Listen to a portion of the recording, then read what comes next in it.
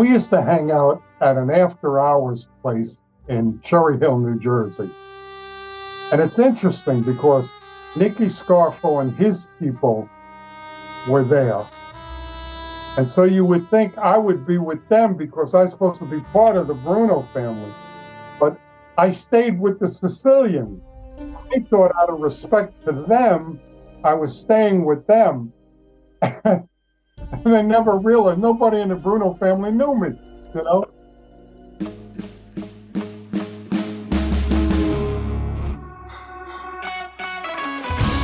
Heroes Behind Headlines with Ralph Pizzulo.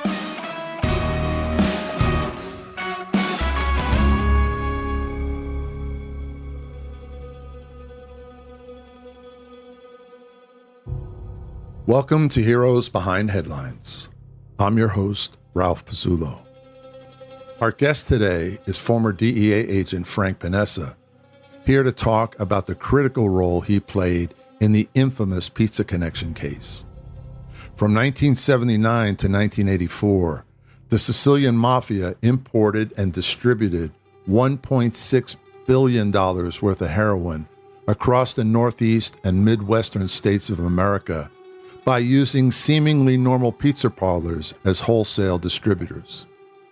The case, dubbed the Pizza Connection by the press, snowballed into a massive multi-agency and multinational effort with key contributions coming from the New York Police Department, the Drug Enforcement Administration, U.S. Customs, and international authorities in Italy, Sicily, Spain, Switzerland, Turkey, Brazil, Canada, Great Britain, Germany, and Mexico. But no one was more important than DEA agent Frank Panessa, who infiltrated the Sicilian mob and gathered important evidence that led to the breakup of the heroin ring and 18 mob convictions. It's my great honor to welcome former DEA agent Frank Panessa as today's hero behind the headlines. I grew up in an Italian-American neighborhood. We lived with my grandparents who were from Italy. Mm-hmm. And so my first 5 years living with them was total immersion because they didn't speak English. And typical, we lived on the first floor. My grandparents lived on the second floor. And my grandfather had a garden, you know, typical with every... Yeah, my grandfather was the same way. every type of fruit and vegetable that grew in the United States, he had. That's right. Including a cherry tree. Wow. Besides peach trees and plums and all that. Yeah. So I was used to seeing what it was like, you know, typical Italian American neighborhood. Mm-hmm. My mother was a saint, but yet she played the numbers every day. She played a nickel a day or 10 cents a day. Mm-hmm. And she would give her 10 cents to a guy. They all had nicknames. Yeah. The guy she gave the money to, his name was Cherry Nose. And he worked for Tony Baloney. Yeah. But from there, during the war, my father did real well. He started a construction company. Mm-hmm. One thing that the United States didn't have, they didn't have very many airfields around Washington, D.C. when the war broke out. Mm-hmm. And so my father and his partner started a company building airstrips around Washington. Wow. The funny story, they were just starting out and they could only afford one truck. Uh-huh. So what my father did, he put the number 22 on the truck.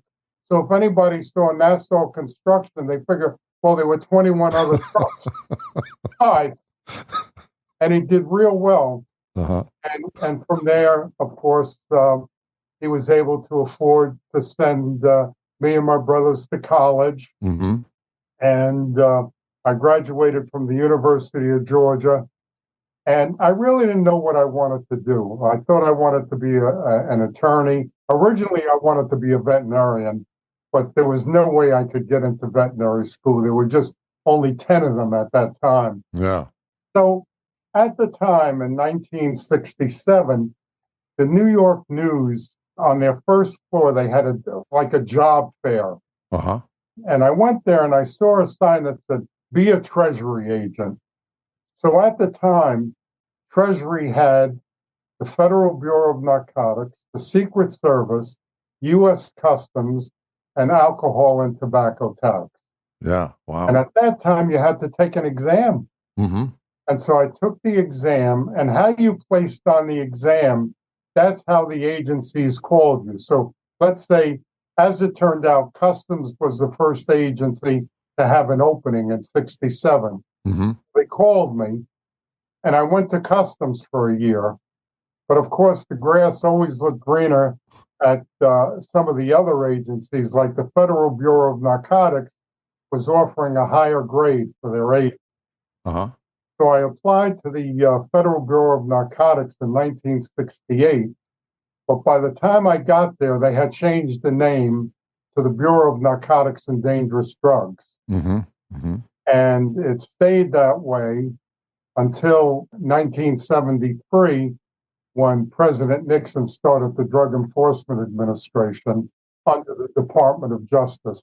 Mm-hmm. And so even though I started in Treasury, I ended up, under the Department of Justice as a street agent in New York for a number of years. Uh-huh.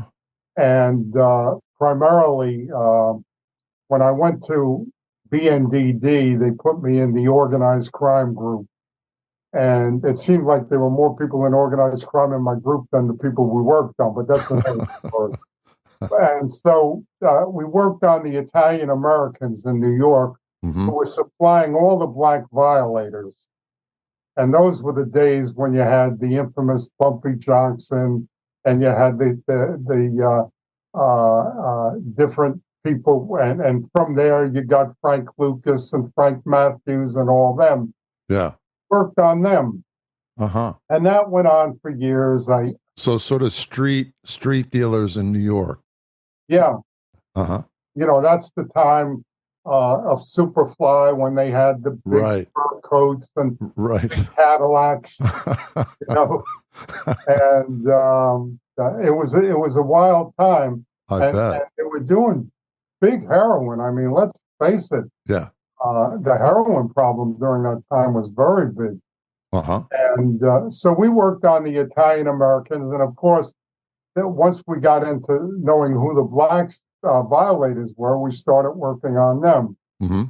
So in the late 70s, I went to the New York Task Force. Well, actually, in 1970, I went to the task force, and it was made up of NYPD police, New York State troopers, and DEA agents. Mm-hmm. We had the full gamut of enforcement. We could go anywhere. Yeah. And make cases, and it was very successful.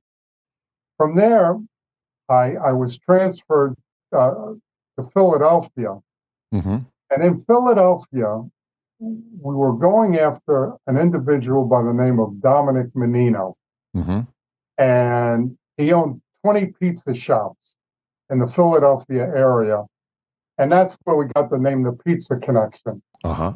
Uh-huh. And Menino was very hard to get into. I mean, he had all these, we called them zips. They came from Sicily. Yeah. And they ran the shops, but not only did they run the shop, they distributed the heroin for them, and they did any hits that had to be made. Yeah. So they did not only for the Sicilian mafia, but for the American mafia. The American mafia used to hire them.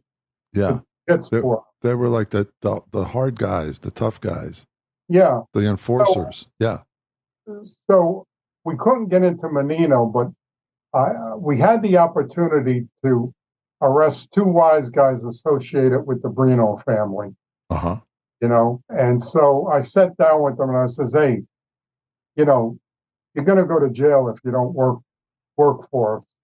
And so they said, well, we're not going to give you anybody in the Bruno family. And I said, well, what about the Sicilians? Yeah. Oh, they're not Italian. We'll do something. In the 1970s, the Sicilian mafia turned from its success in cigarette smuggling ventures to step into the void left by the breakup of the French Connection and into the heroin trade. A number of members of the Sicilian mafia immigrated to the United States and established themselves in restaurants and pizza parlors under the auspices of the American mafia. Clannish and secretive, the Sicilians operated as a family within a family under the leadership of Gaetano Badalamenti. Morphine base was refined in Sicily after being imported from Turkey and smuggled to New York, New Jersey, and Pennsylvania, and from there distributed through pizza parlors across the country. So the Bruno family was controlling Philadelphia at the time? Oh, yes. Yeah, and there was a power struggle going on at that time because Angelo Bruno was gone, and you had different factions trying to take over the family, and the craziest person was Nicky Scarfo. Heard of him, yeah. Anybody that got in his way, they ended up dead. In the 2 years, 82 to 84, there were 22 hits around me. Wow. There were 22 mafia killings around me to take control of the Bruno family. Yeah. Now, Frank, at that time, you were operating in an undercover role, correct? Well, at the time, we arrested these two wise guys. Yeah. So you just really can't get in and say you want to buy heroin. Right. We came up with the story that I was the chief hijacker for the Bruno family. Okay. And the Sicilians at that time, especially Alberto Ficalora, who I got into, a Bonanno family made guy from Sicily, he had 80 cigarette machines. You know, when you used to go into the restaurants and they had in the vestibule, they'd have the cigarette machines. Yeah. My dad used to send me down to the corner with a couple of quarters to get cigarettes for him. Yeah. So they told Alberto Ficalora that, hey, this guy, Frankie Pagano, just got a shipment of cigarettes. Are you interested in them? So, of course, Ficalora says, yeah, of course. Yeah. So at the time, Ficalora was paying $7.10 a carton, legitimately buying the cigarette. We, as the government, went out and paid $7.10 a carton, and I offered them to him for $4 a carton. Oh, wow. Wrote off the $3.10 as an investigative expense. So these two wise guys set up a meeting with Ficalora and his people from New York, a guy by the name of Paolo Laporta. So they come down to Philadelphia, and the wise guys set it up where we're having dinner at a mob restaurant. The wise guys sit on each side of me, and the Sicilians sit across the table. And the wise guys make sure I get my drinks. When the food comes out, they serve me first. So the Sicilians are looking at this, and they're saying, you know, we know these guys, the wise guys in Bruno family. He must be somebody, the way they're, treating him. Right. You know, they never questioned it after that. Starting in the late 50s, Angelo Bruno, known as the Gentle Don, had ruled organized crime in Philadelphia for 2 decades. But his reluctance to enter the narcotics trade, coupled with his decision to allow New York gangsters to set up shop in Atlantic City, proved to be his undoing. On March 21st, 1980, Angelo Bruno was assassinated by a shotgun blast to the head while sitting in his car in front of his house in South Philadelphia. After a short interim, Nicodemo Little Nicky Scarfo took over. The antithesis of the Gentle Don, Scarfo was violent, paranoid, and cruel. He also fully embraced the drug trade, which resulted in a dramatic increase in drug violence in Philadelphia, which brought increased federal scrutiny. In those days, when you were working undercover, obviously, was there any training in those days, or you just learned on the streets? No, it was the looks, and if you have big enough cayunes to go on the street. Yeah. And that was the only training. I mean, I had to teach myself. I had to teach myself that I had to remember everything I said to these people, Yeah. undercover, because they're going to remember what I told them yesterday, what I told them last week, what I told them last month. Yeah. I mean, when you're sitting for dinner with four mobsters, you have to kind of know how to behave and You do. yeah, yeah. I had But that was all self-learned. That wasn't like no. I had to go with the situation, and that's what I always did in any undercover situation I was in. I studied it, and I prepared myself for it, and so that night went real well. Yeah. I started selling them cigarettes. So after a few months, meeting them quite a few times, I put on my face. I put on my, I say a face of muscle could see. That I'm not, and so almost like an actor. Yeah. And so Piccolora says to me, he called me cugina, cousin. Yeah. He says, "What's wrong?" I says, I do other stuff. He says, "What do you mean?" I says, I do white powder. "What are you talking about? You do white powder?" He says, "We control all the white powder." He says, "Who you buying from?" So thank God I was buying off a guy in the Genovese family in New York that we hadn't arrested. So I says, "I'm getting it from so-and-so." He says, "We sell it to him. Now on, you get it from us." I can't believe this. Giving you an invitation. Yeah, that's how it starts. Wow. And so now I have to convince DEA and I have to convince everybody he's with somebody. Yeah. So I go to DEA and they says, "These guys sound like meatballs. We don't have any information on them." I says, "They're the main distributors of heroin in the United States." Yeah. These are the Sicilians. The Sicilians. Yeah. And so I says, "I need money." They says, "Well, we don't know if we can get it." So thank God at the time, Rudy Giuliani was assistant U.S. attorney under Ed Meese. And I knew Rudy from the late 60s because he was an assistant U.S. attorney in the Southern District of New York. And I used to bring my cases to him. So they had a big sit down with the FBI, DEA, and Rudy. And Rudy says, "Frank, what do you need?" I says, "Well, I need a real backup. I need to exist under Frank Pagano." Yeah. I says, "I need about $1 million because these guys are talking selling kilos of heroin to me." Yeah. He says, "No problem."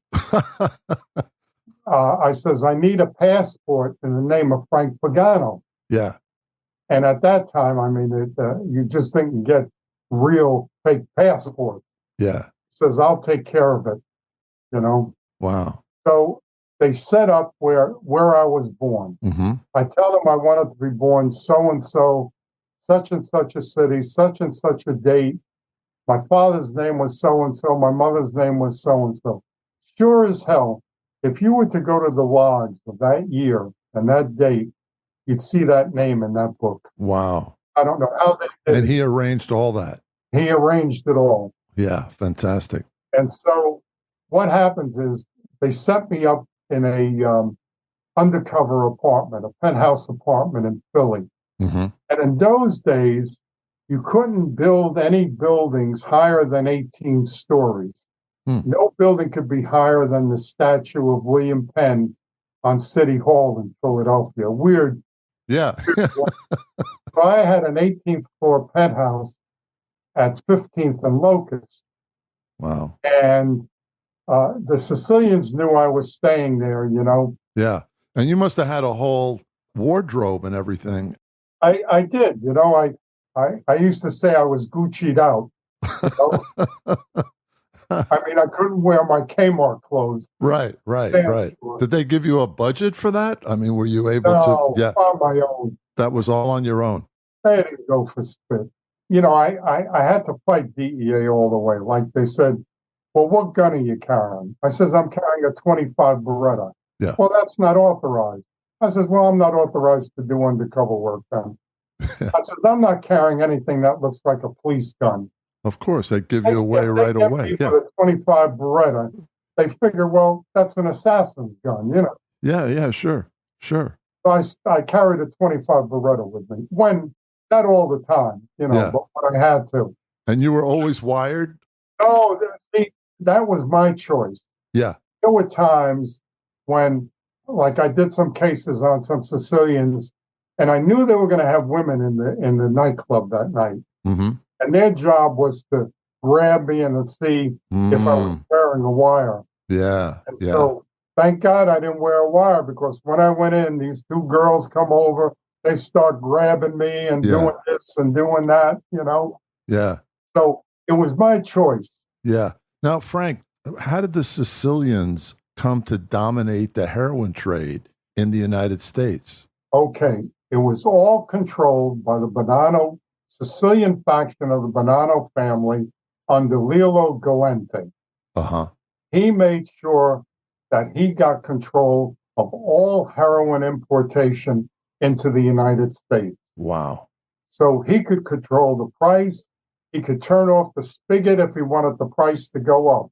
Yeah. So the sole distributors of the heroin was the Bonanno Sicilian faction in New York.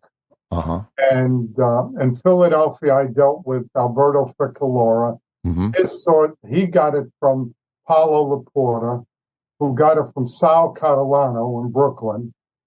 So anyway, I have the penthouse apartment. But what I used to do is I drive to the penthouse apartment and pull into the garage, go up to the penthouse, and just stay there a little while.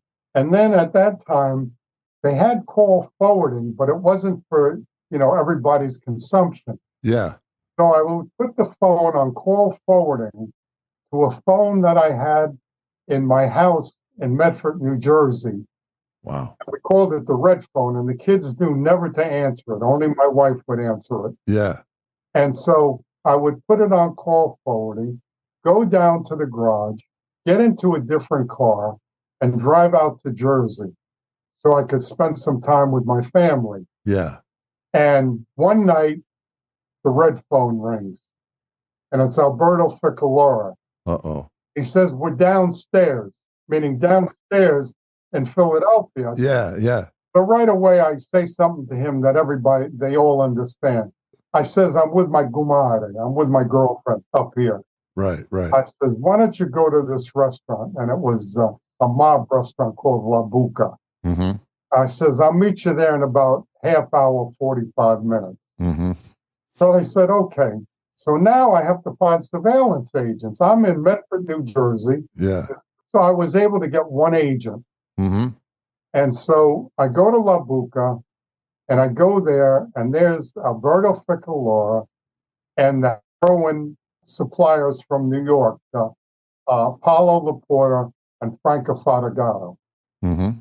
So we get to talking, and they said, oh, let's go for a ride. I said, oh, boy.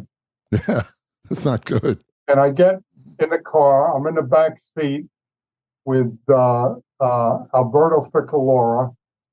And in the front seat, Franco Fadagato is driving, and Paulo Laporta is in the passenger side.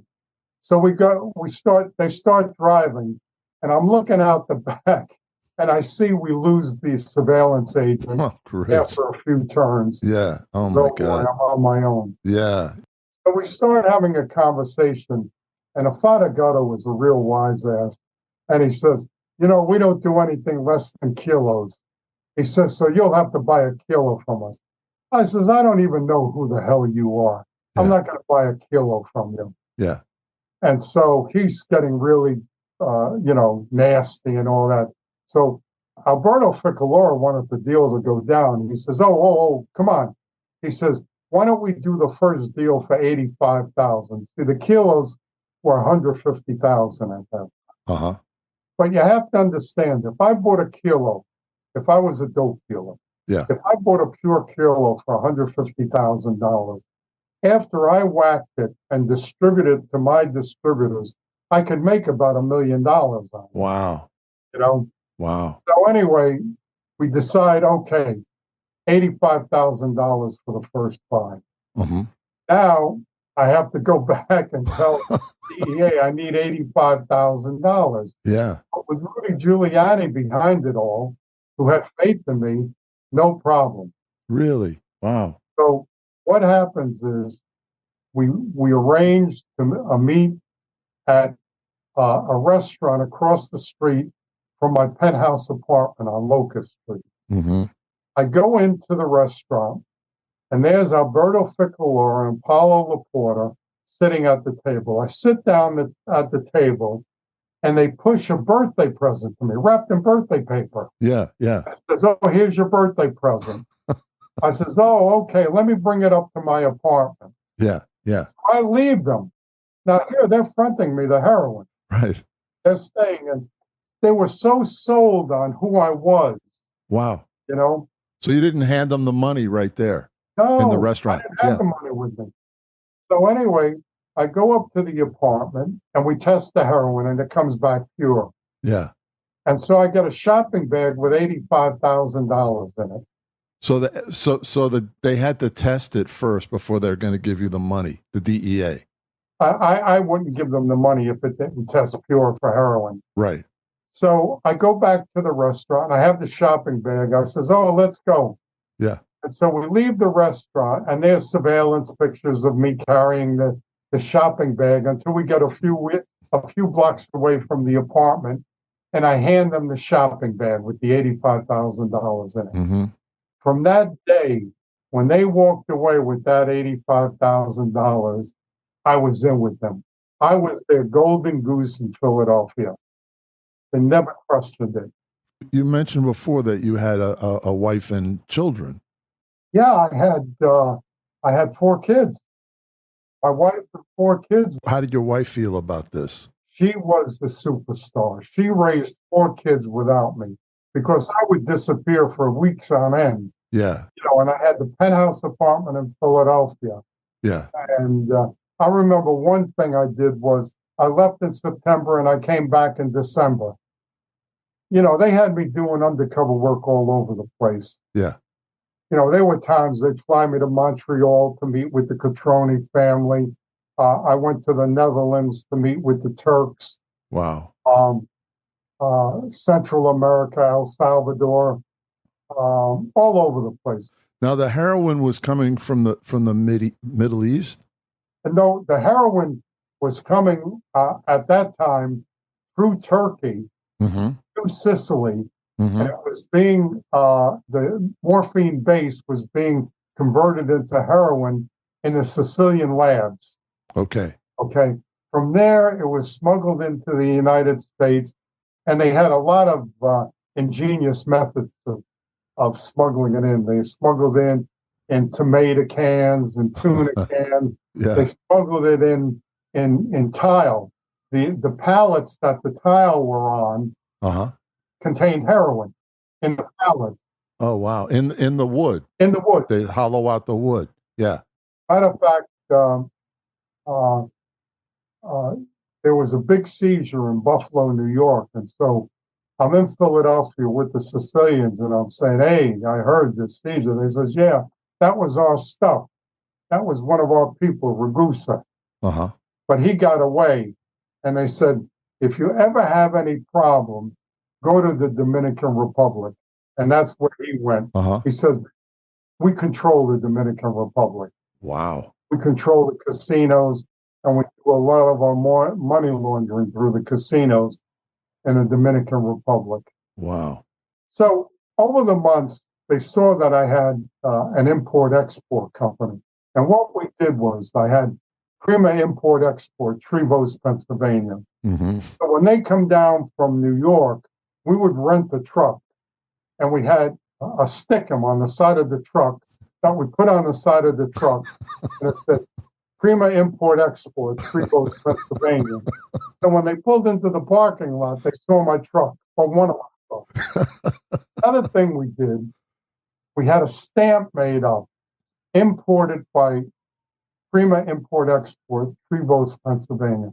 Mm-hmm. And we bought some cartons of wine, and we stamped the top of the cartons with imported by Prima Import-Export. So we knew when they opened the cartons of wine, they'd see that. on the top.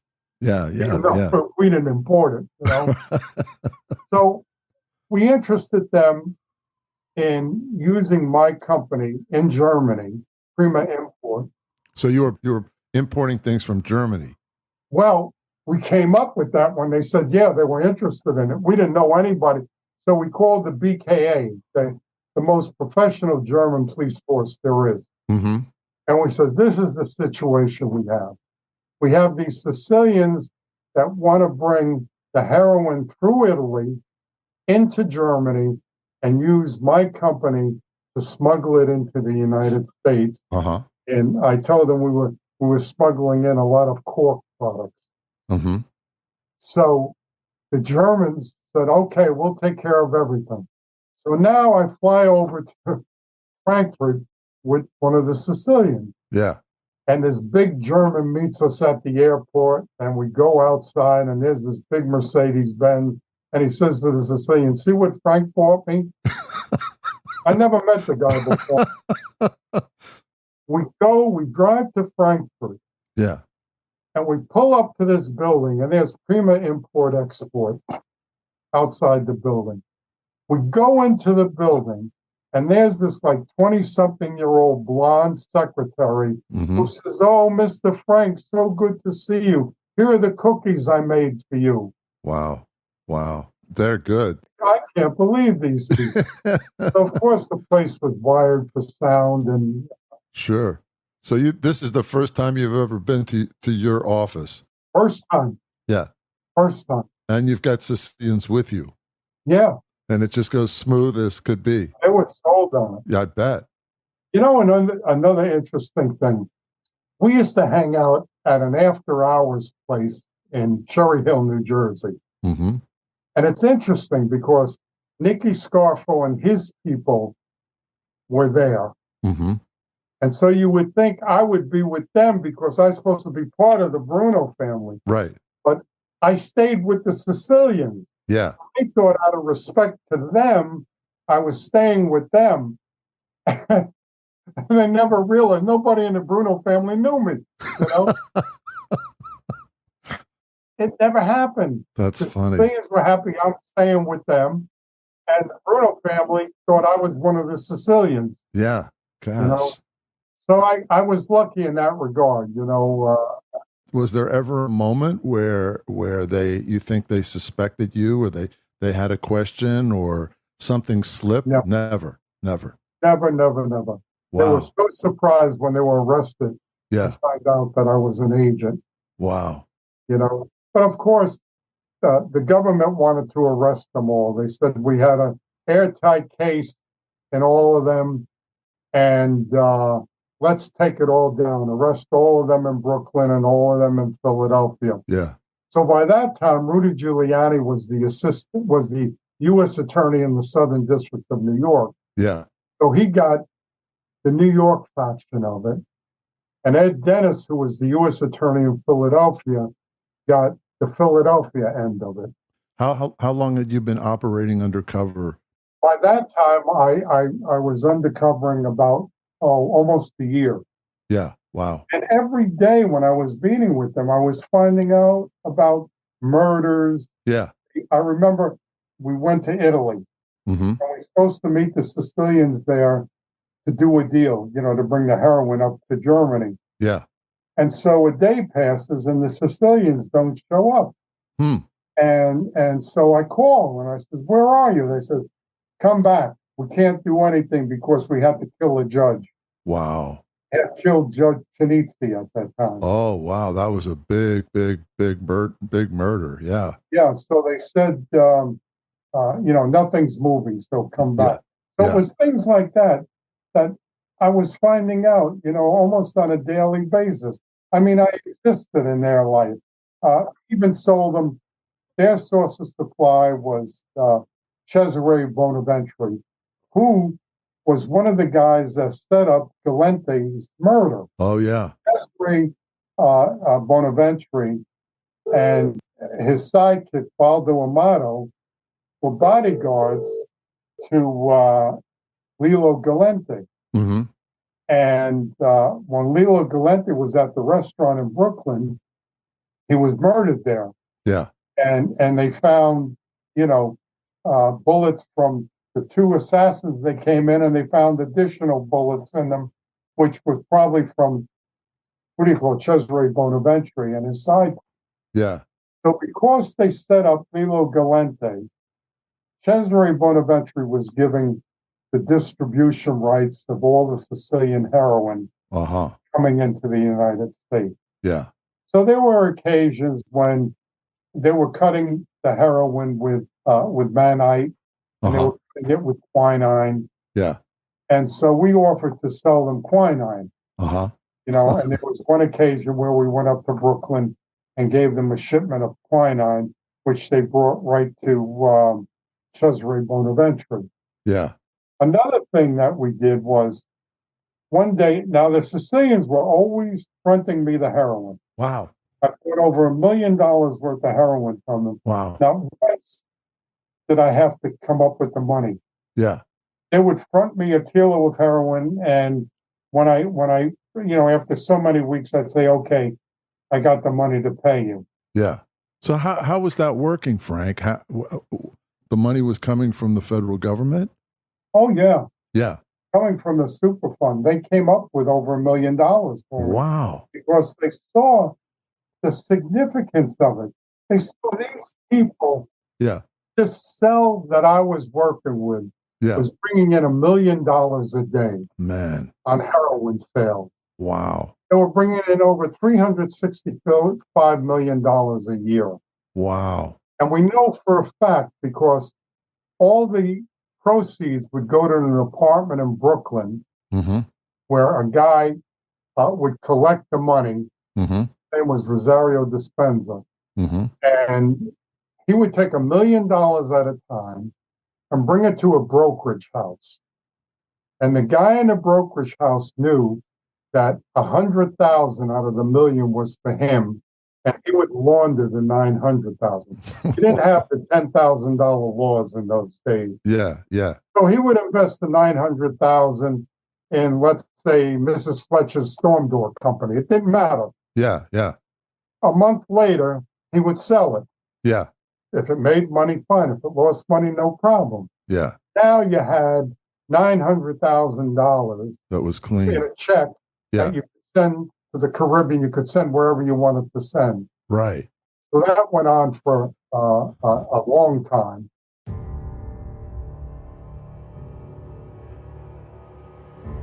Suave and debonair, Cesare Bonaventure was also a ruthless and dangerous criminal, responsible for as many as 20 mob slayings.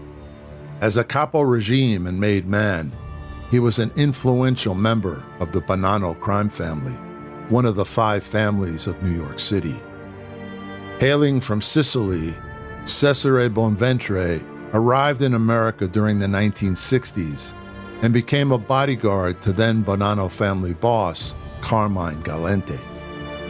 In order to gain further power, he betrayed Galente, and at the age of 28, Bonaventure became the youngest capo in Bonanno family history, and soon became involved in the importation and drug trafficking of heroin from Sicily into New York pizza parlors. Because of Bonaventure's Sicilian pedigree, increasing wealth, and fearsome reputation, he posed an increasing threat to the leaders of the Bonanno family. In April 1984, Bonaventure was called to a meeting in Wallington, New Jersey. On the way there, he was shot in the head twice, then hacked to pieces and dumped into 3 55-gallon glue drums, which were then moved to the 4th floor offices of a trading company in Garfield, New Jersey.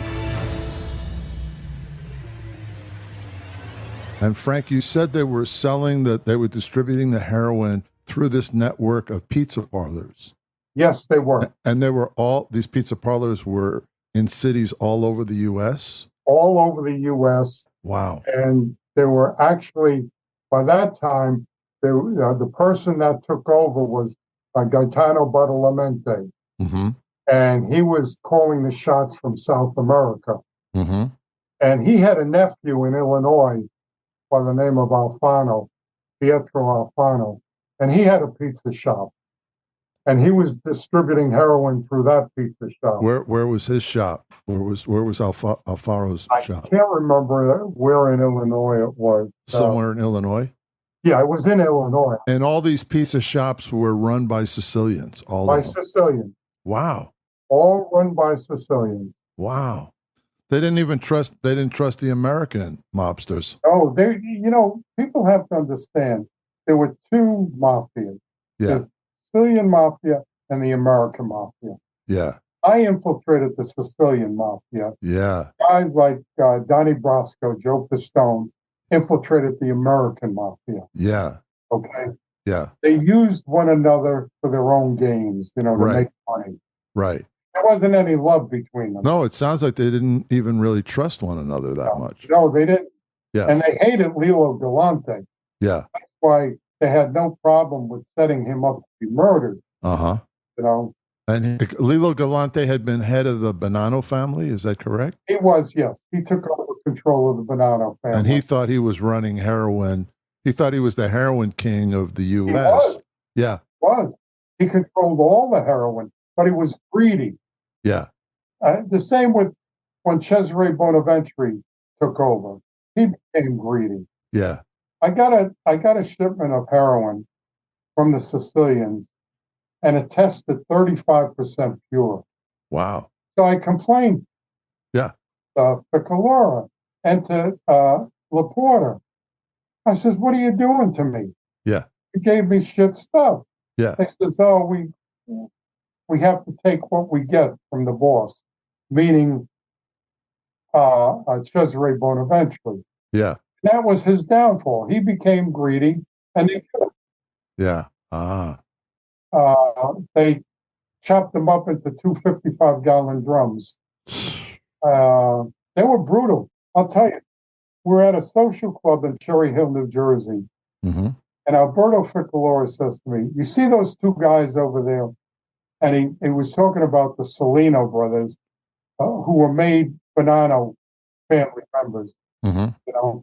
They show no respect. And they have to pay for their wrongdoing. Yeah. Month and a half later, both of them were murdered. Yeah. I mean, these people were brutal. Yeah. They really were. And so much of it it's interesting. So much of it was manners, right? Yeah. Respect, how you dressed, how you address somebody. With respect. And that's what I felt. Yeah. Wherever I went, like we went to a restaurant on 33rd Street, Manhattan, called Roma Nova. Really good restaurant. Uh-huh. And so the maitre d' comes over to me, and says, "Oh, Mr. Pagano, it's such a pleasure to see you." Because the Sicilians had told him I was somebody in the Bruno family. Yeah, yeah. And he said, "Oh, I got wine from your mother's hometown." I told him that, my mother was from Matera, which my family was from Matera. Yeah.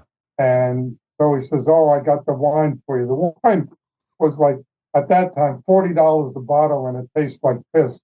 But what can you do? Right. So then Paolo Laporta says to me, "See, I told him I had a daughter.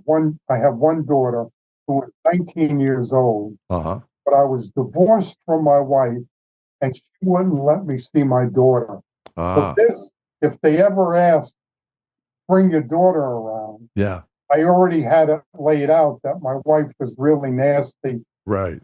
So they said, "We want to introduce it to the chef here. He's 23 years old, and he's not in our business. Yeah. He's a tremendous chef." So they bring out this young chef. "Oh, Mr. Pagano, so it's a pleasure to meet you. Would you like to try one of my pastas?" I says, "Well, how many pastas do you have?" He says, "Well, I have 7 different ones." I says, "Give me a taste of each." Yeah. So he brings out a taste of each pasta. But that's the thing I felt. I felt respect. I remember going to discotheques. Yeah. Yeah. They would put us at a special table, and the waiter would come over, and say, "What can I get you?" and all this. And so I was looking at the menu, and on the menu was gnocchi. Yeah. Pasta. Yeah. And says, "Oh, I want some gnocchi." He says, "Oh, I'm so sorry. we're out of it. He says, but my wife made some. Do you want me to go home and get some for you? I said, no, that's okay. But this is how it was. Yeah, yeah. Yeah, it was gentlemanly in its own strange way. Yeah. So Frank, let's talk about when the whole kind of pizza connection, when they decided to roll it all up, right? Yeah. Did you want it to continue? It sounded like it was going. You were getting more and more information all the time. Yeah. It was going beautifully. Yeah. Matter of fact, just before that, I went to Piccolo's pizza shop, and he says, "Oh, come on downstairs." Mm-hmm. So we go downstairs, and there's 30 kilos of cocaine on the table. Wow. He says, "Oh, take a kilo." I said, "No, I don't get into that stuff." Yeah. He says, "Well, we control all the cocaine too." Wow. Things like that. Matter of fact, the 6-year-old Paulo Laporta's 6-year-old son was down in the basement with us. Mm-hmm. So I said in slang, I says, I feel scumbari, I feel itchy. Yeah. Because with the kid here. Yeah. He says to the little 6-year-old, he says, what do you see? And this little mafioso in training says, I see nothing. Oh my God. The training already. Yeah, yeah, yeah. So I didn't want it to end. Yeah, yeah. And so they said, well, we want you to stiff them. You owe them $150,000. Yeah. Because they were fronting me, the heroin. Yeah. Don't pay them. I says, what are you, out of your mind? Yeah, you get killed. I says, this is a gentleman agreement. Yeah. I says, if I don't pay them, they're going to come after me. Yeah. I says, well, we got them in the wiretap. We want to see what they're going to do. Well, sure as hell, they put a contract out on me. Sure, sure. And they really try to get me. I used to hang out at a nightclub in New Jersey called Sinelli's. Mm-hmm.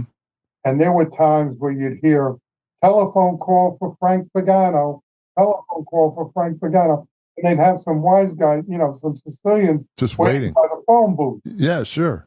The wacky. And then at one time, they went to the wise guys that introduced me to them. Yeah. And they said, we want to see Frank. So they said, well, we know he's going to be at a restaurant in Philly on such and such a day. Yeah. Sure as hell, there's a van waiting outside of the restaurant. Jeez. To grab me. Yeah. Well, why did they do that? Why did they? Well, the government in their infinite wisdom, yeah, don't understand what it's like to be on the street. Yeah. And the situation you're in as an undercover agent. Yeah. So now it comes time to arrest them. And they said, call Paulo up. Yeah. So I called Paulo up and I says, Paulo, I want to pay you the $150. Yeah. He says, no, that's okay. It's already gone to the collection agency. In other words, the contract was out on me. Yeah, it's too late. Yeah. So, Frank, what year is this now? This is 83. 83. Okay. I think 1983, 84. Okay. So now they arrest them. Yeah. And they find out I'm an undercover agent. Wow. So normally you don't see them until you go to trial. Right.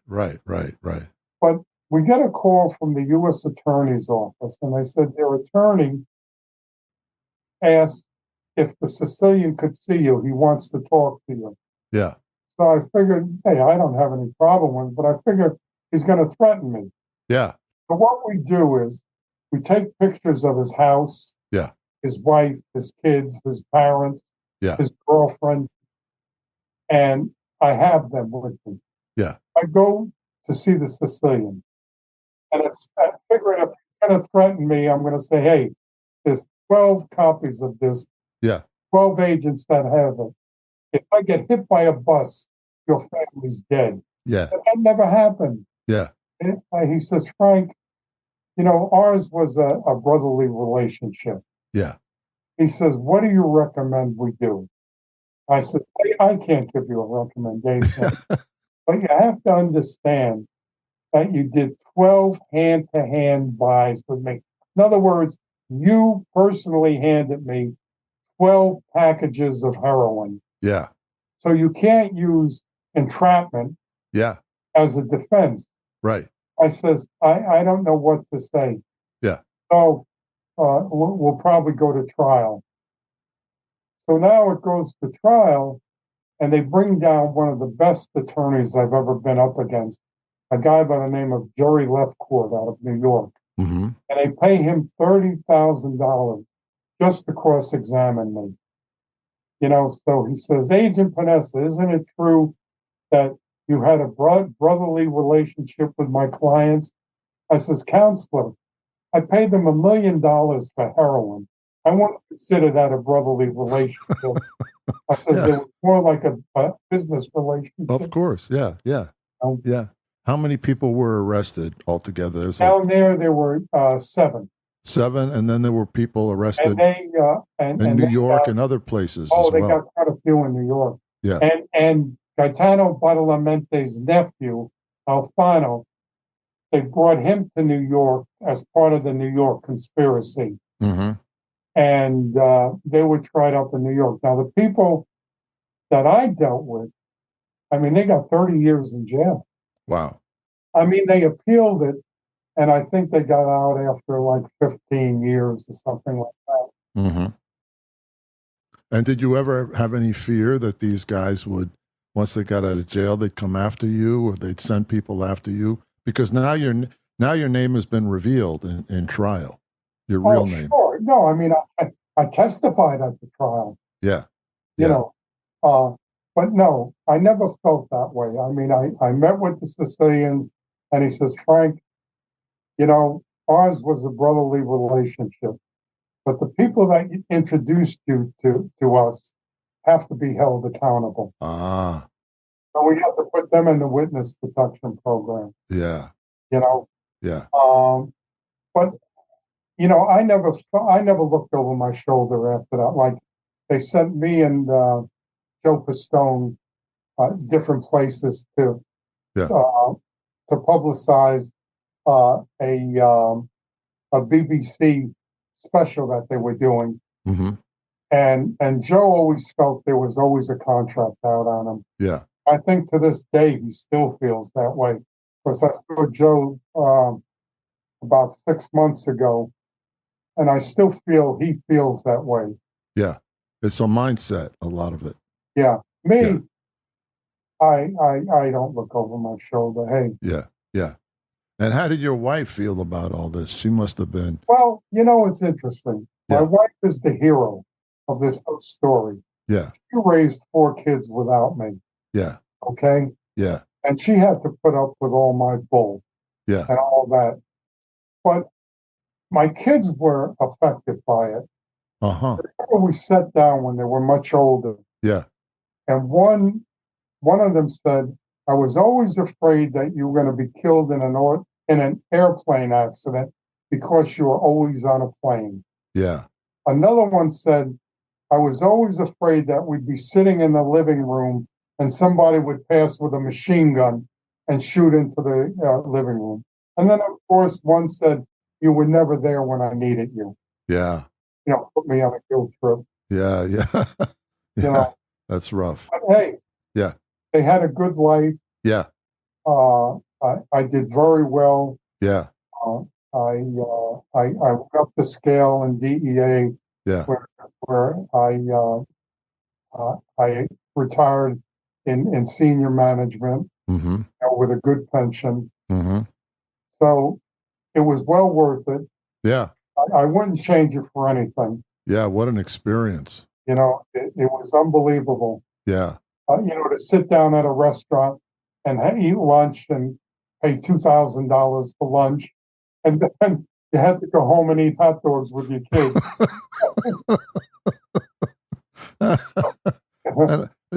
And I bet a lot of these guys probably were entertaining. They were probably fun to be around. Yeah. As I say, they were family people. Yeah. They spoke about their kids. Yeah. They spoke about different things. Yeah. It didn't bother them with what they were doing. And Frank, when you dealt with the Sicilians, were you speaking in English or did you speak In English. Sicilian dialect? No, in English. Yeah, always in That English. was done for a reason. Yeah. I figured if they figured that I didn't speak Italian or Sicilian, they would say things to one another. Yeah. So I had a girlfriend who was a female undercover agent. Yeah. Who spoke Sicilian. She was first generation Sicilian, so she spoke fluent Sicilian. Oh, wow. But she didn't let on. Yeah. She could listen to anything they were saying, and she knew everything they were saying. Yeah. Yeah. Matter of fact, we used the same girl. We had so many wiretaps on them that she was one of the girls we used to, to write up a transcript of wiretaps. Yeah. Yeah, we covered all bases. We tried to cover all bases. Yeah. No, to do something like that, it's got to be seamless. You have to. Yeah. You have to, because you never know when you're going to be compromised. Yeah. And as I say, with the Sicilians, I felt comfortable. With the Colombians, like when I was in El Salvador, Mm-hmm. if anybody came up to me and said, are you American? I'd start speaking Italian. I'd say, no, I'm Italian. Yeah. I didn't want people to know Yeah. who I was. Yeah. Well, what a life, Frank. What a life. Yeah, it was fun.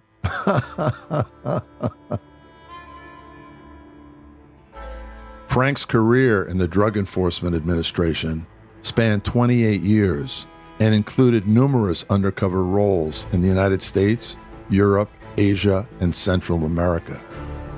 In 1985, he testified before the President's Commission on Organized Crime, established by President Reagan to investigate the rise of heroin, cocaine, and methamphetamine importation into the United States.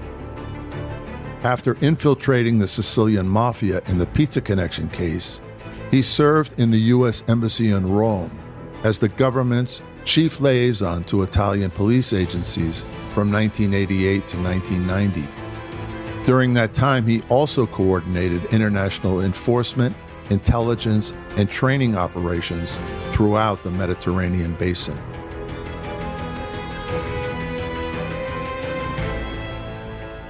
And of course, I went on to do undercover work with the Colombians, with the Turks, with the Black Muslims. I went up to Canada to deal with the Cotroni family. Wow. I dealt with Chinese. Jeez. They were introducing you to everybody in this whole huge network, very international network. Yeah, I mean, at that time, being a Black Muslim was big. So these people who were just getting into being Black Muslims, yeah, they thought I was a Turk. Yeah. And I was a Muslim. So I would beat them and I'd say, there's only one Allah and Muhammad is his prophet and all that. And they'd almost have orgasms when I said that. And I had to remember not to tell them I like pork. Yeah, exactly. Yeah. What? Especially when we went out to eat. Yeah, absolutely. So I did things like that. You had to maintain different identities too. No, it was always Frankie Pagano. Okay. And Frankie Pizza. Okay. The way I got the name Frankie Pizza, there was a young agent buying off people in one of the families in New York. Mm-hmm. A guy by the name of Alphonse Cafaro. Mm-hmm. And so he wanted to do a big deal. And so he says, well, I have to bring my uncle into it. So Cafaro says to him, who's your uncle? So he says, what are you, writing a book? Says, I want to know who your uncle is. Yeah. Go off the top of your head. He says, haven't you ever heard of Frankie Pizza? And so Cafaro didn't want to look like a jadrul. Yeah. He said, oh, yeah, I know who he is. Yeah. So that's how I got the name Frankie Pizza. Jeez. But it was always Frankie Pagano. Yeah. I remember dealing with the Colombians. I had a Learjet, and of course, a DEA Learjet and two DEA agents as pilots. Yeah. And I was negotiating with the Colombians, so they knew Well, they were told that I was a made guy out of Philly. Yeah. Would be flying up to New Jersey, and I'd meet the Colombian at Teterboro Airport. Mm-hmm. And at Teterboro Airport, there's a terminal called Millionaire. Mm-hmm. That's where all the private jets come into. Mm-hmm.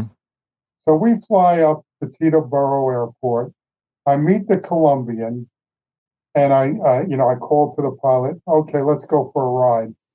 So we had already planned to have wiretaps on 3 cell phones that a judge gave us the orders in Harrisburg, Pennsylvania.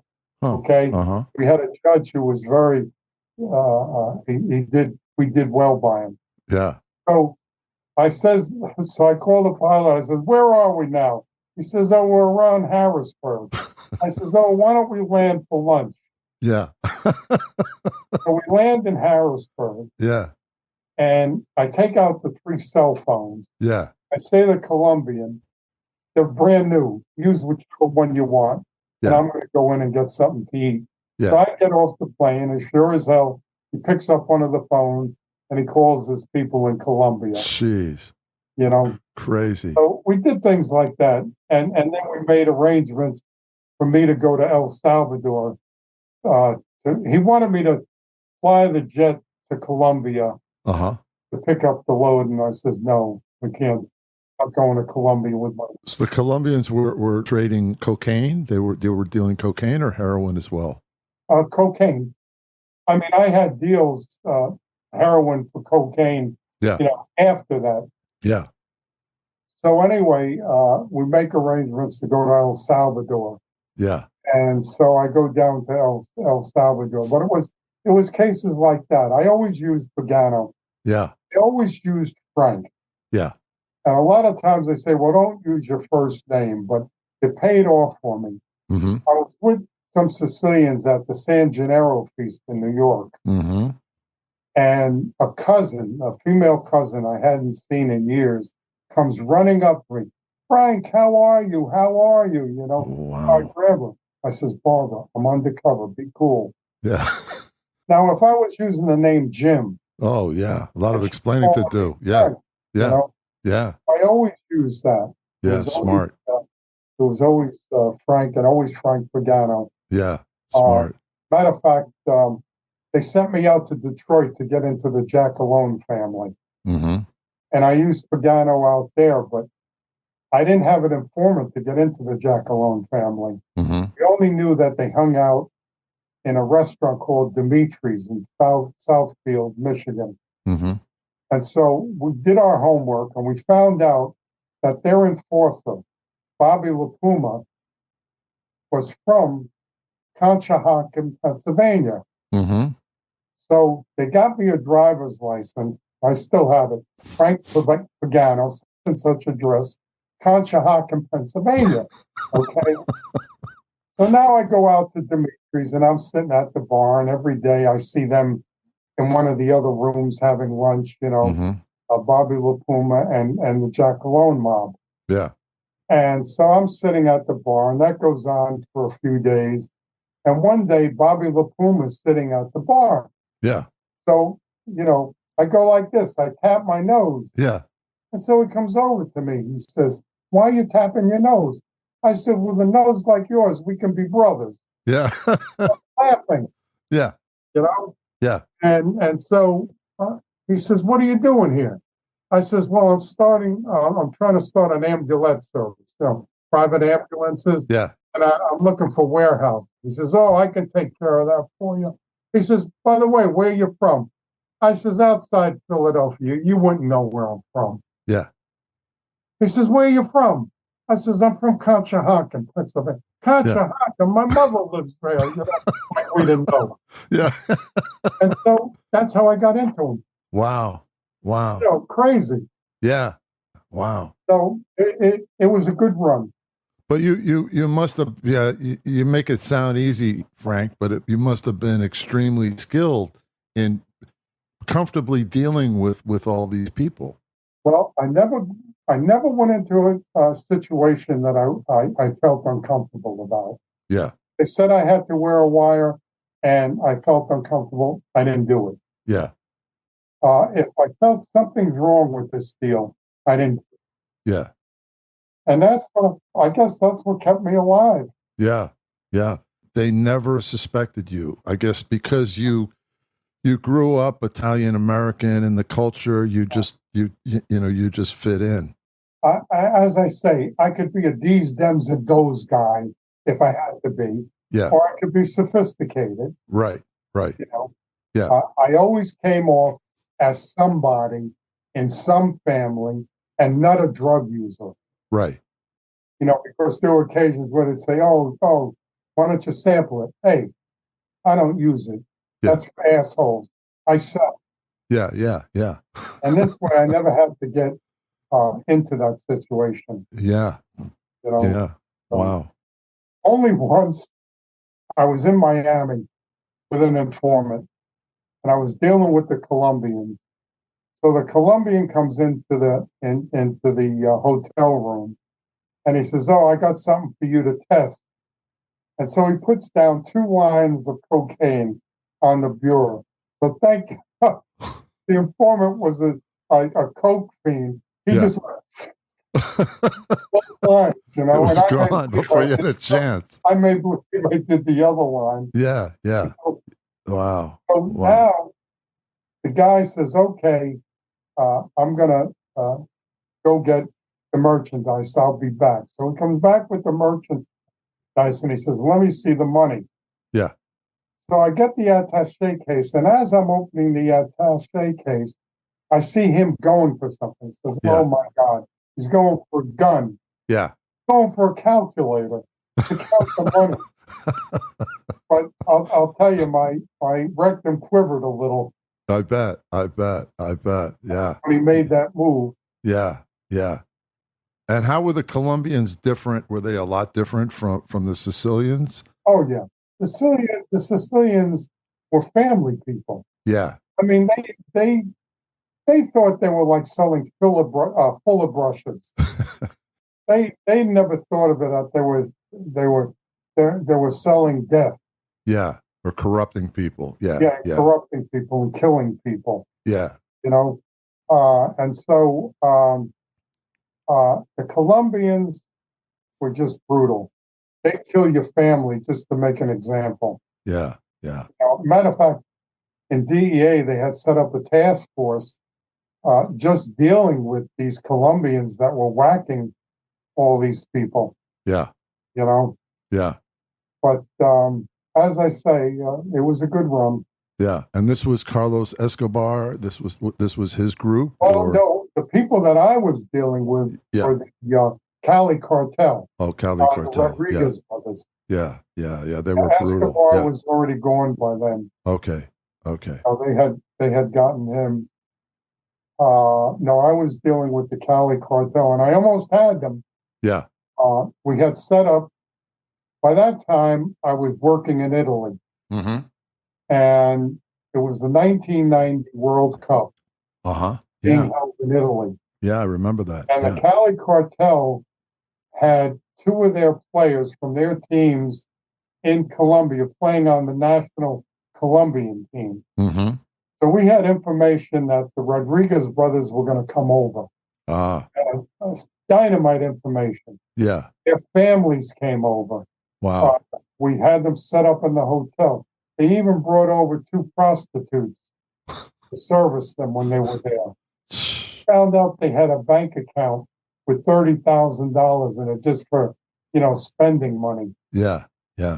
But sure as hell, there was a leak.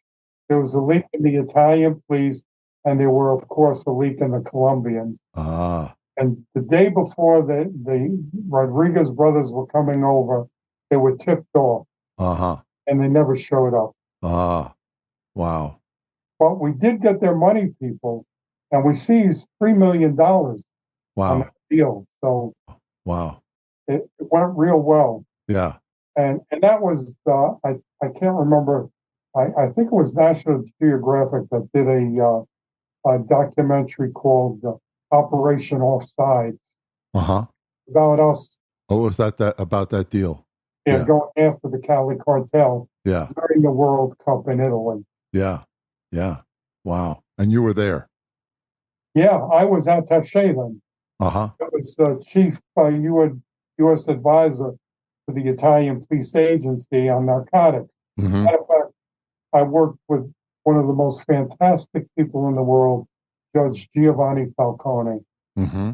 the most devoted prosecutor I've ever seen. Hmm. He was responsible for trying the 300 Sicilian mafioso at one time in the Oxy trial. I remember that. And Yeah. of course, his informant was Tommaso Buscetta, Mm-hmm.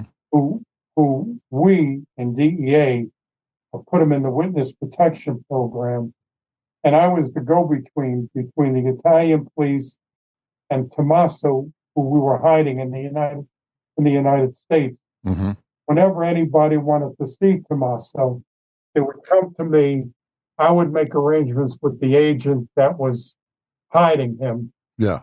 and we'd meet in the United States. And there was like one occasion where the Italians wanted to pay Tommaso for his testimony in the trial. So they wanted to give him $100,000. Yeah. So they gave me the money in lira. I changed it into $100,000. I flew to the United States, and with the Italians, we met with Tommaso and the agent that was handling him, and I paid him the $100,000. Hmm. There were occasions when magistrates wanted to talk to him from Sicily, and I would make arrangements, and I'd come over. Judge Giovanni Falcone, one of Italy's most important prosecutors, dedicated his life to fighting the Sicilian mafia. He always knew he'd die for his crusade, and ultimately he did. On March 23, 1992, Judge Falcone was assassinated by a car bomb filled with more than a half-ton of explosives set by the Sicilian mafia.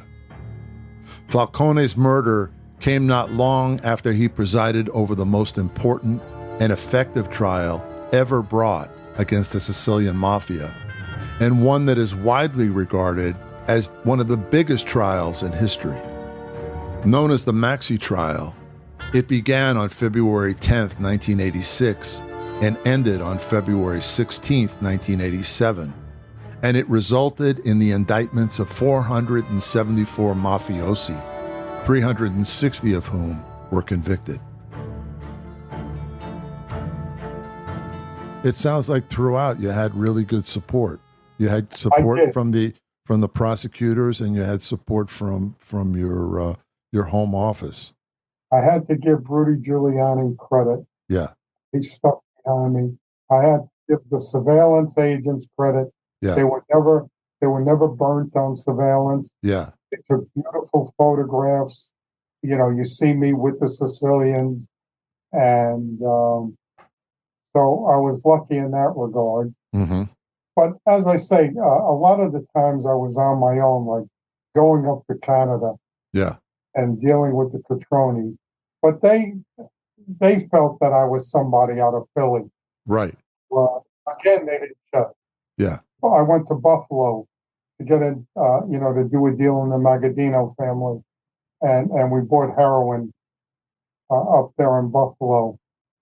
And I felt comfortable doing that. You know, I didn't compromise. Mm-hmm. And that's it. Fantastic. Well, thank you so much, Frank. What an amazing experience, and so heroic, to go in there like that and deal with these people for so long. Well, someday I'm going to write a book.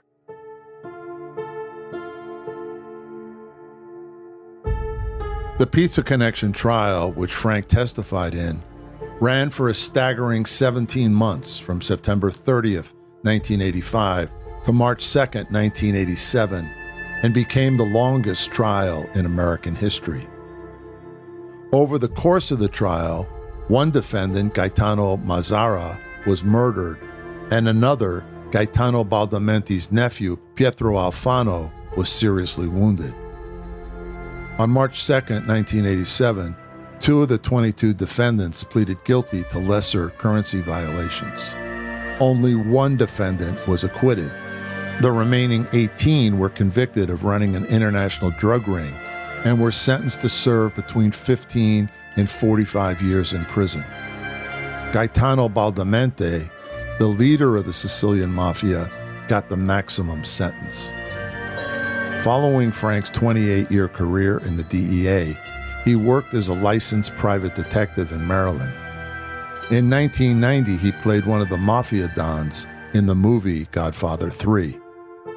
We thank him for joining us today and for his distinguished service to our country.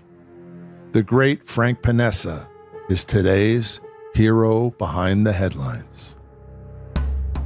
Heroes Behind Headlines. Executive producer Ralph Pizzullo. Produced and engineered by Mike Dawson. Orchestra and score provided by Extreme Music. Please comment, share, and subscribe to Heroes Behind Headlines.